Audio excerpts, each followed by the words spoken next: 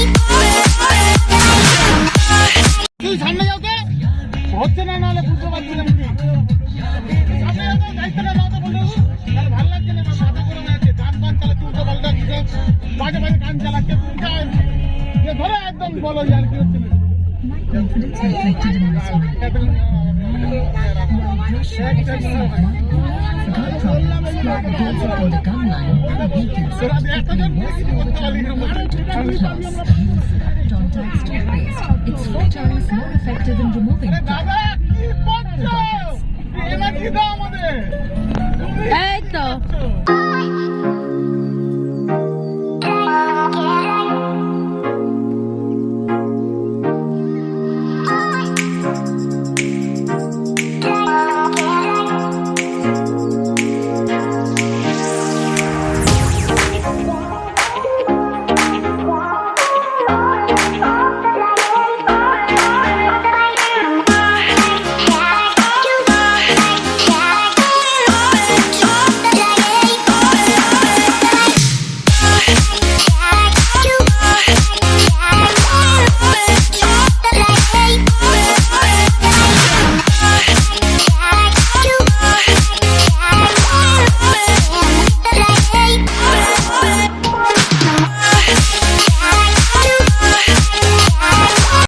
Finally আমরা বাসে খুব মজা আনন্দ করতে করতে হই হই করতে করতে আমরা আমাদের পিকনিক স্পটে চলে এলাম।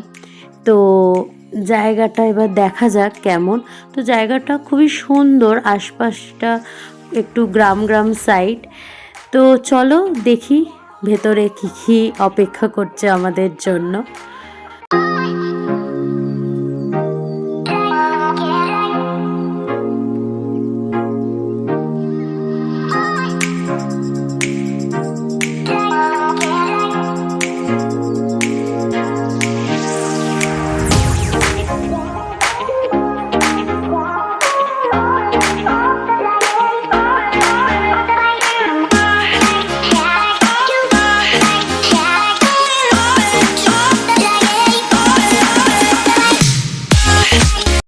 আমরা অবশেষেই পিকনিক গার্ডেনের ভেতরে ঢুকলাম। তো চারদিকটা পুরোটাই সবুজে সবুজে ঘেরা, আর কি যতটা চোখ যাচ্ছে ততটাই সবুজ। আর ওই যে সামনে যে জায়গাটা দেখতে পাচ্ছ, ওই জায়গাটাতে আমার বররা আড্ডা মারবে বলে আগে থেকে ঠিক করে রেখেছিল। তো ওই আমার বরের এক্সাইটমেন্ট দেখেই তোমরা বুঝতে পারছো যে জায়গাটা ওরা অবশেষে পেয়ে গেছে। তো আমি আর আমার পাড়ার কিছু বৌদি দিদিরা ঘুরে ঘুরে বেড়াচ্ছিলাম, ভালো করে জায়গাটা দেখছিলাম। জায়গাটা ছোটোর মধ্যে খুব সুন্দর। আগে আমরা যতবারই কোনো পিকনিকে গেছি তো সেসব জায়গাগুলো খুব বড় বড় ছিল, যে একবার কেউ হারিয়ে গেলে খুঁজে বার করতে গেলে বেশ টাইম লাগতো। তবে এটার হারিয়ে কেউ যেতে পারবে না, কারণ হারিয়ে যাওয়ার কোনো জায়গাই নেই, একদমই ছোট্টর মধ্যে। তবে ছোট্টর মধ্যে হলেও খুব সাজানো গোছানো, পরিপাটি করে মানে ফুলের চাষ করেছে এরা। আর পুকুরটা সামনে দেখতে পাচ্ছ, এটাও খুব সুন্দর, একদম পরিষ্কার, সব থেকে বড় কথা। আর ওই যে দূরের কোনার জায়গাটা দেখতে পাচ্ছ, ওখানেই সব রান্নাবান্না হচ্ছিল। তো বাসে আসার সময় একটু কেক খেয়েছিলাম।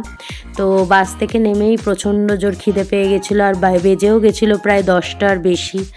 তো এখানে এসে ব্রেকফাস্টে গরম গরম লুচি, সাথে ঘুগনি, একটা করে ডিম সিদ্ধ আর জয়নগরের মোয়া। আর তোমরা সকলেই জানো যে শীতের সকালে যদি গরম গরম লুচি আর ঘুগনি পাওয়া যায় তাহলে খিদেটা আরও অনেকভাবে বেড়ে যায়। তো সেই ব্রেকফাস্টটা সেরে নিয়ে আমরা একটুখানি ঘোরাঘুরি করছিলাম আর দেখছিলাম যে কি আয়োজন করা হয়েছে। অন্যবার পিকনিকে অনেক রকম গেমের আয়োজন করা হয়, এবারে জানি না কি আয়োজন করা হয়েছে। তো চলো দেখা যাক কি আয়োজন করেছে ওরা।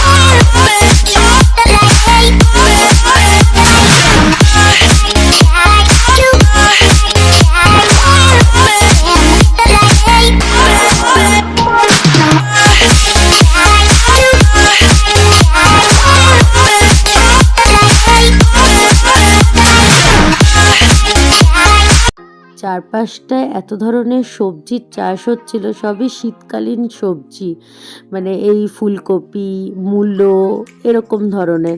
এমনকি এখানে বেগুনও দেখছিলাম, টমেটো। আর ওই পাশে যেগুলো দেখতে পাচ্ছ ওগুলো সব মানে লাউ শাক বা কুমড়ো শাক, এরকম কিছু। আর এখানে মানে এত বড় বড় গাছ, আর তার মধ্যে এই বরবটি হয়েছিল। আর এই বরবটির মানে ভারে এই পুরো বড় গাছটা মানে নুয়ে পড়ছিল, এরকম অবস্থা, মানে ভর্তি বরবটি হয়ে রয়েছে।